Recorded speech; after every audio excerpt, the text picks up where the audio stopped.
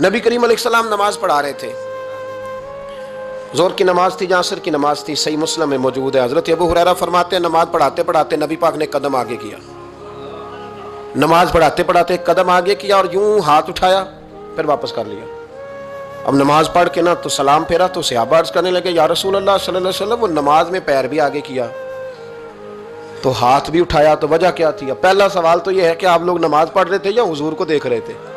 تو صحابہ تو پہلے ہی بتاتے ہیں کہ بھئی ہم تو پہلی صف میں نماز اس لیے پڑھتے تھے کہ نماز بھی ہوتی رہتی تھی اور چپ کے محبوب کی دید بھی ہوتی رہتی تھی۔ حضور سے پوچھا یا رسول اللہ وہ نماز پڑھتے پڑھتے قدم آگے بڑھایا آپ نے تو پھر پیچھے کر لیا، کیا تھا؟ اور ہاتھ اٹھایا تو پھر آپ نے نیچے کر لیا۔ تو نبی کریم فرمانے لگے نماز پڑھاتے پڑھاتے جب میں نے کہا نا سمی اللہ لمن حمیدہ، اچانک میری نظر اٹھی تو جنت میں چلی گئی، نظر اٹھی تو جنت میں، تیرے لیے 2-4 قدم عرش بری ہے۔ تو محبوب فرماتے ہیں جب میری اوپر نظر گئی نا تو میں نے دیکھا کہ انگوروں کا ایک خوشہ لٹک رہا ہے جنت میں، تو میں نے ہاتھ بڑھایا کہ توڑ لوں۔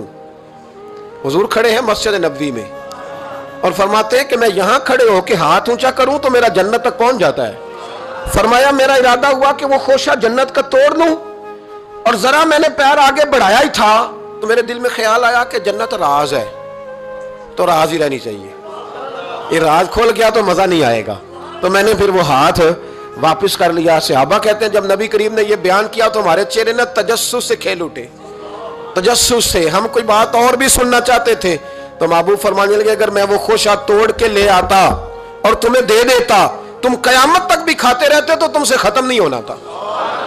یہ صحیح مسلم کی حدیث ہے۔ او بھائی میرے رسول کریم کے واقعہ معراج پہ شکوہ کرنا، کہنا سمجھ میں نہیں آتی کیسے گئے تھے، تو جو چاہے تو ہر شب ہو مثال شب اسرا، اس لیے کہ تیرے لیے 2-4 قدم